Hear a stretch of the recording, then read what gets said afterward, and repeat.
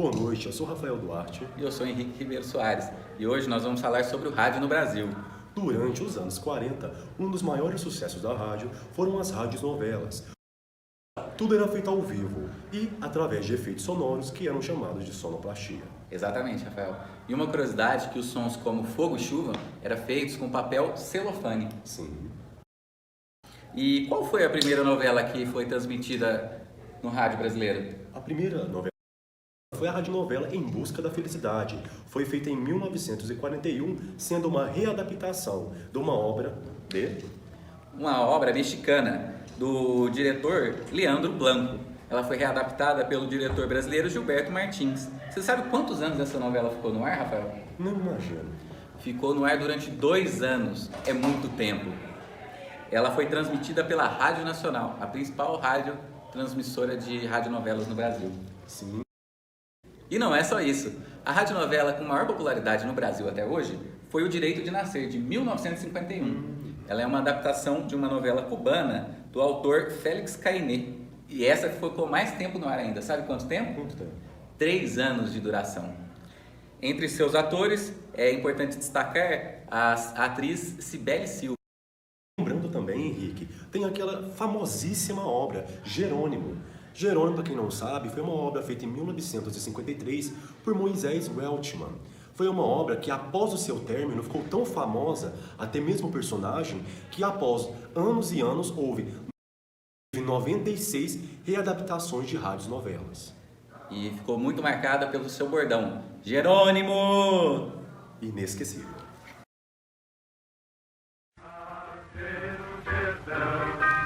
Vai ouvir alguém falar do herói dessa canção e eu venho aqui cantar. Jerônimo é um nome famoso e querido, não apenas pelos sertanejos, mas também por um público numeroso que, através do rádio, acompanha suas aventuras, vibra com suas façanhas, aplaude as suas ações corajosas em favor dos fracos, dos humildes e dos oprimidos. Aqui vamos contar um episódio das aventuras de Jerônimo, o herói do sertão. Um episódio que nunca fora narrado. Uma historieta inédita chamada O Caso do Atirador de Punhais. Hoje luta pelo bem contra o mal, galopando está em todo lugar. Outra coisa interessante, Rafael, era que a audiência era predominantemente feminina nessa época. Sim, lembrando do contexto, a maioria das pessoas eram as donas de casa. Sendo assim, os homens ficavam mais tempo no serviço e as mulheres dominavam esse cenário. Sim, exatamente. Outra curiosidade, Rafael, era o horário que eram transmitidas as radionovelas. Você sabe qual era o horário? Não imagino. Geralmente, eram transmitidas entre 10 e 11 horas da manhã. A rádio mais famosa nessa época era a Rádio Nacional, a principal transmissora das radionovelas. E em segundo lugar ficava a Rádio Tupi, muito famosa, que depois viraria a Rede Globo. Sim. Famosa Rede Globo. Com certeza. Voltando para a década de 40, é importante a gente frisar alguns elementos dessa era de ouro do rádio. A era de ouro do rádio tinha como características os programas de auditório, o início do Repórter ESSO, que foi no ano de 1941, Sim. as eleições da rainha do rádio e as revistas especializadas, como, por exemplo, a Radiolândia. Lembrando que ela não havia apenas no Brasil, como na Argentina também. Exatamente. Lembrando, Henrique, que nem tudo na rádio foi ouro.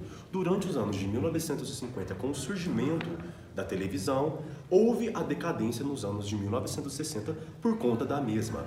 Então, grande parte desses artistas e atores da época migraram das rádios-novelas para a televisão. Realmente, a década de 60 não foi fácil para o rádio, Rafael. Sim. Depois dos difíceis anos 60, na década de 70, houve a extinção da radionovela no Brasil. Triste período para a rádio brasileira. Com certeza. Pensando nisso, nós, o grupo Locutores da 39ª Turma de Rádio Setor Locução do Senac Franca, fizemos uma homenagem. Assistam. Intense Love. Uau!